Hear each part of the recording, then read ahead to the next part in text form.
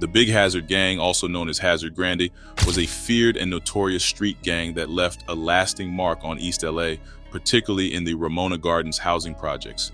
This Hispanic-American gang was formed in Boyle Heights during the 1940s, around the time the housing projects were first built during World War II. Ramona Gardens was mostly a Mexican-American housing project, but racial tensions grew silently due to the presence of a few black families. The Big Hazard Gang, which had roots in the older white fence gang, thrived on these tensions and became infamous for their violent control of the area.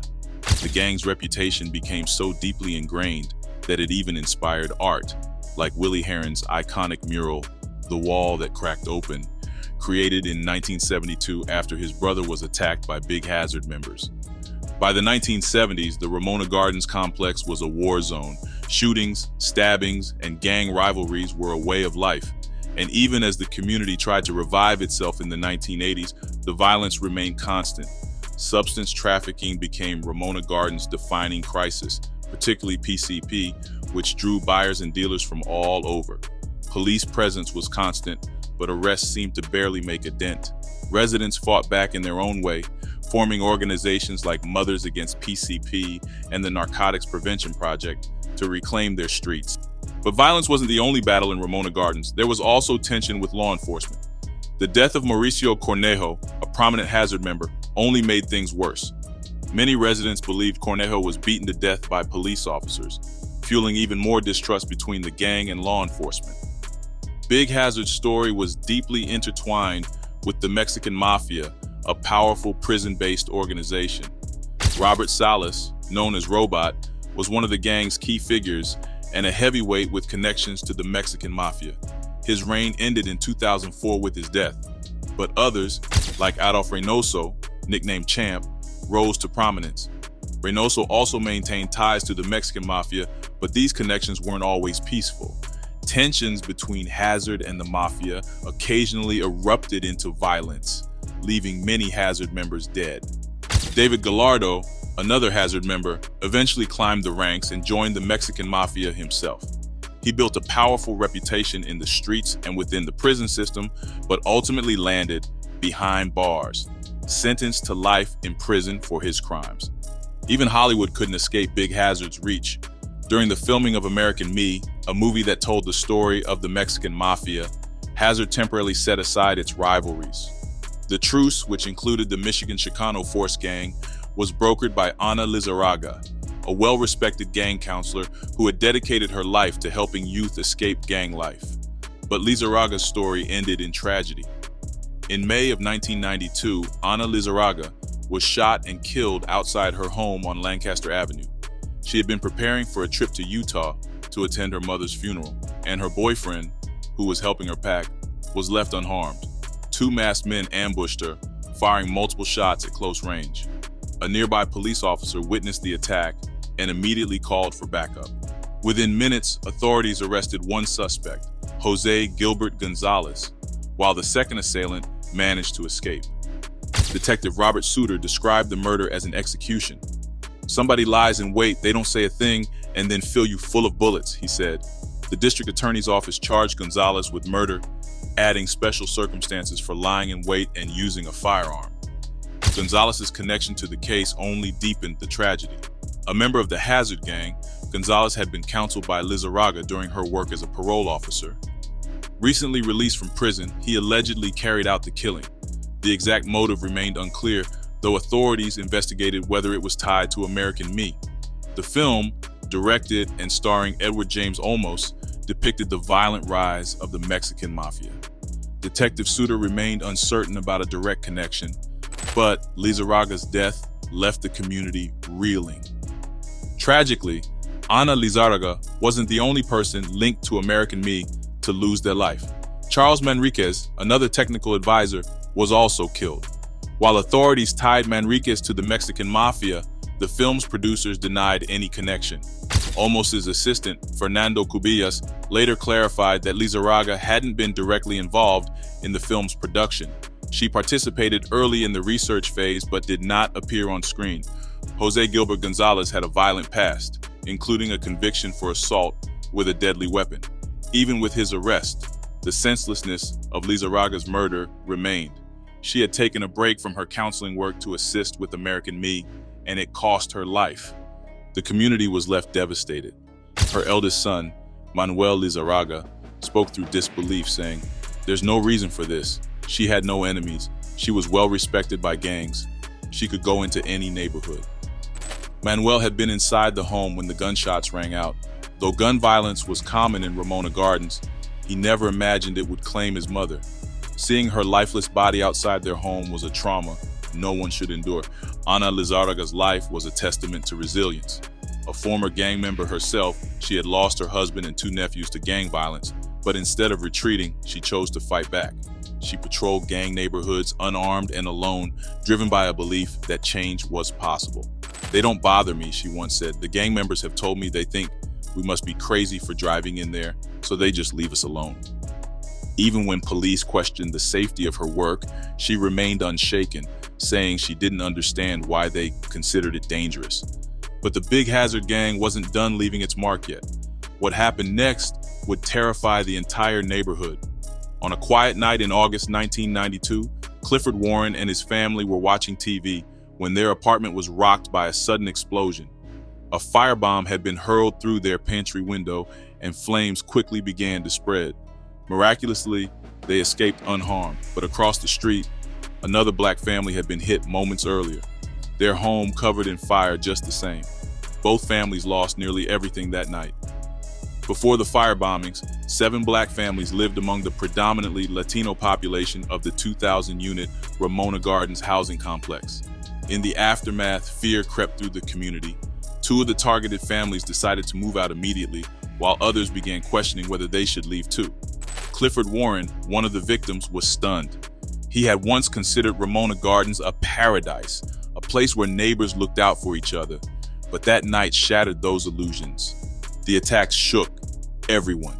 Residents were confused and frightened, unable to believe such a violent escalation had happened. But despite the fear, the police investigation hit a wall. No one was talking. People in the community likely knew who was responsible, but they stayed quiet, too afraid of the consequences. Warren believed fear had a stranglehold on Ramona Gardens. Young gang members controlled the streets, and no one dared to challenge them. The code of silence ran deep. Isabel Ayala, a longtime resident, had raised 8 children in Ramona Gardens. She was one of the few people willing to say anything at all. She remembered the black families as kind and respectful, but chose her words carefully when asked about the firebombings. As she spoke, a young gang member passed by, his presence a silent warning to mind her business. The message was clear. There were questions you didn't ask and things you didn't say. The motives behind the firebombings were never clear. Some believed Big Hazard gang members viewed the black families as outsiders, intruding on their territory. Others suspected a power struggle within the gang itself. Another theory pointed to retaliation, perhaps for someone snitching to the police. Warren himself thought the older generation of gang members hadn't wanted this to happen, but had lost control over the reckless younger members. The veteranos, the older gang members, still maintained a presence in Ramona Gardens. Some had reformed their lives, but others stayed deep-rooted in the gang's way of life. They were respected and feared, but they could only do so much to rein in the new generation. In the middle of it all, the community carried on in its own way. One resident, a man with "Trust No One" tattooed in Chinese, had rushed to help extinguish the flames that night. He claimed he hadn't seen anything. Growing up in that environment had taught him to keep his head down, but he'd also learned to respect people of all races, something he hadn't been taught at home. Older residents remembered a different Ramona Gardens, one that felt more welcoming. Virginia Lopez, who moved there in the 1950s, recalled a time when the neighborhood was mostly filled with blacks. People got along, and there was harmony until the late 1960s. A tragic clash between a black youth and a Mexican youth marked the beginning of racial tensions that would forever change the community. Violence broke out, lives were lost, and many black families left. The scars from that time still lingered decades later. Clifford Warren had experienced some of that racial hostility himself over the years. Young gang members threw slurs his way from time to time, but Warren had a way of handling it. His understanding nature and his ability to diffuse conflict often kept him out of harm's way. He even looked out for some of the gang members, giving them money when they needed it. He taught his children to avoid unnecessary confrontations and to understand the cultural differences they faced. But the firebombing destroyed everything Warren had worked to build. Not just his home, but his sense of community. His 10-year-old daughter, Salia, was overwhelmed by the kindness of her classmates, who wrote letters offering support. One letter, decorated with a broken flower, spoke to the heartbreak of it all. At Murchison Elementary, where many of the children attended school, the tragedy left a deep mark. Some Black families pulled their children out of school, unable to endure the trauma. The principal acknowledged the sadness in the air, especially with the Black History Month around the corner, a celebration that now felt bittersweet. The Housing Authority worked to find new homes for the displaced families and launched its own investigation. But without witnesses or leads, the case went cold. The police needed the community to speak up, but in Ramona Gardens, silence reigned. Years passed before Black families slowly began returning to the neighborhood. For a time, there was hope that things had changed. But that peace was short-lived. Another attack would soon shake the community once again. On Mother's Day, May 11, 2014, Carlos Ryder Hernandez, a member of the Big Hazard Street gang, planned an attack that sent shockwaves through the community. He led 7 gang members on a firebombing spree in the Ramona Gardens housing complex, targeting specific apartments. The victims, African-American families. The message was clear. The attacks were racially motivated. Hernandez planned the attack down to the smallest detail. He divided the gang into groups, assigned roles, and even had them stash their phones to avoid being tracked. Every move was calculated. To ensure he maintained control, Hernandez carried a handgun, adding another layer of intimidation. The gang members identified their targets, smashed windows, and hurled Molotov cocktails into the apartments. They didn't care who was inside, even though 3 of the 4 apartments were occupied by sleeping families. The terror those families faced that night was unimaginable. One mother, sleeping on the couch with her baby, woke to the sound of shattering glass. Reacting on instinct, she rolled off the couch with her child in her arms, just moments before a firebomb exploded inches away. It was a miracle that no one was hurt.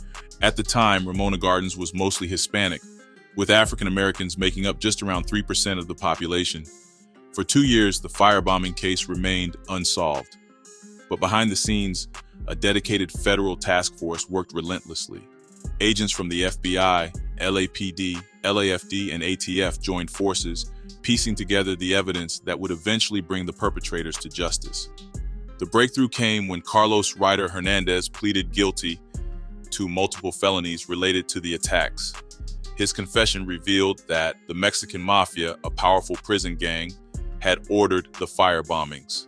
The firebombings came at a time when African Americans were just starting to feel a sense of belonging in the neighborhood. Hernandez and his crew aimed to destroy that. Their actions were deliberate and ruthless, breaking windows to ensure the firebombs caused maximum destruction. According to the plea agreement, Hernandez admitted that the attacks were racially motivated. He and the other defendants knew exactly what they were doing, targeting families while they slept, knowing full well the harm they could cause. Carlos Hernandez, the mastermind behind the firebombing attacks, was sentenced to life in prison. Judge Christina A. Snyder emphasized the severity of the crime, using the sentencing as a warning to the community. Hate crimes would not be tolerated, and those who committed such acts would face serious consequences. But while the Big Hazard gang had a reputation in East Los Angeles and Boyle Heights for carrying out brutal attacks, their most heated rivalry was with the crazy-ass Mexicans, better known as CAM. CAM emerged in the 1980s, carving out their own space in a gang landscape already crowded with established crews. They weren't just another gang trying to get by. They were bold, aggressive, and ready to take on anyone who stood in their way. Their rise didn't come quietly. They gained their reputation by stepping to major players like Big Hazard, never backing down from a fight. What set CAM apart was their approach. They weren't just scrapping for respect.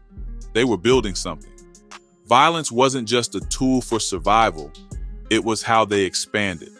They pushed their rivals out of neighborhoods block by block, their influence growing as fast as their reputation. Law enforcement couldn't ignore them, and neither could other gangs. By the time the mid-90s rolled around, Cam had taken things to another level. They weren't just throwing fists and flashing colors anymore. They were moving serious weight, fully diving into substance trafficking and making their name well-known all around. Their graffiti marked their presence everywhere, a constant reminder of their growing dominance. More importantly, they had forged ties with the Mexican mafia, giving them a level of protection and power. Cam's pride ran deep.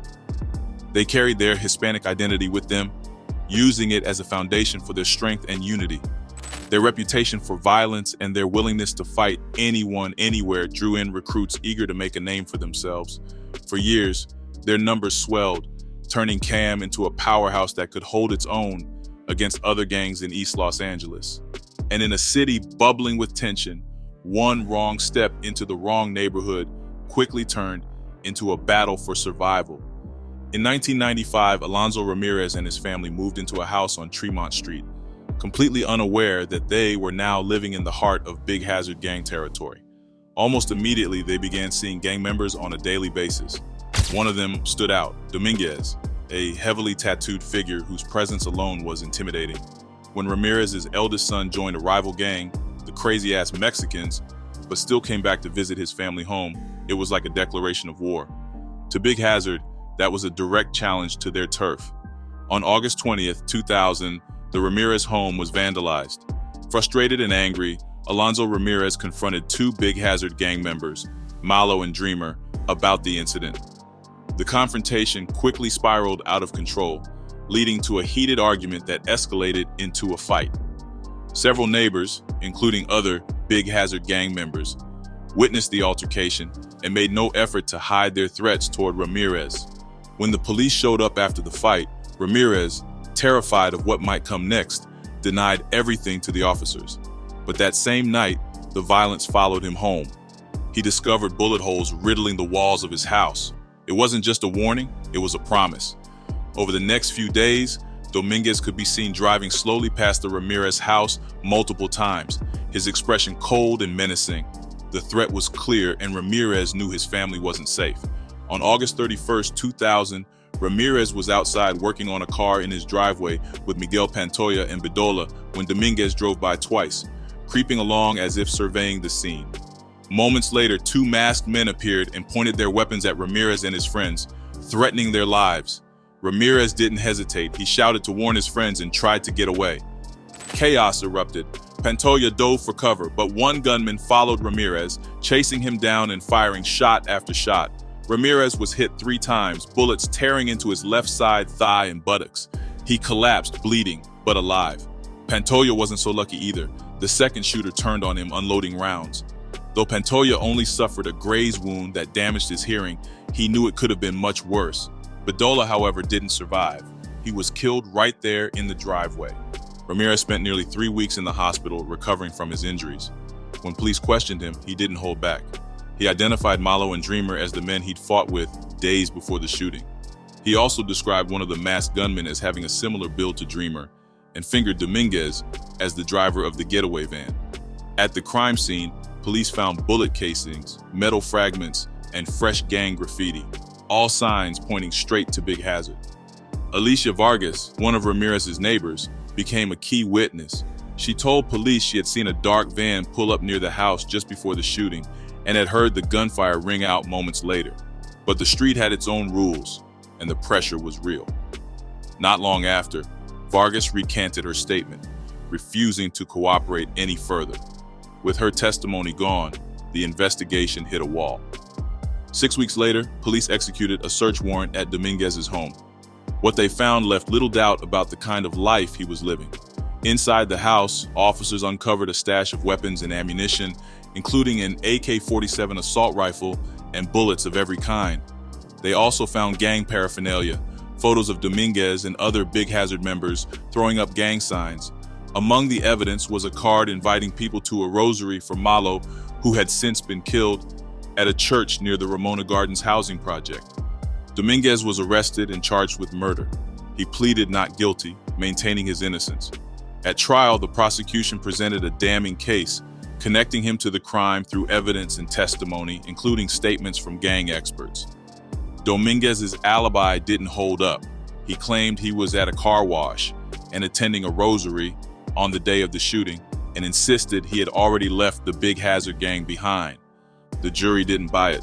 Dominguez was found guilty and sentenced to 26 years to life in prison. In December 2014, authorities launched a major crackdown on the Big Hazard gang. In a sweeping operation that involved hundreds of law enforcement officers, 25 gang members were arrested. It was a massive hit to Big Hazard's infrastructure. While the gang's activities have grown quieter since then, their presence still looms, a reminder of the violent grip they once held over the community. Appreciate you watching. If you liked it, hit that like button and make sure to subscribe for more.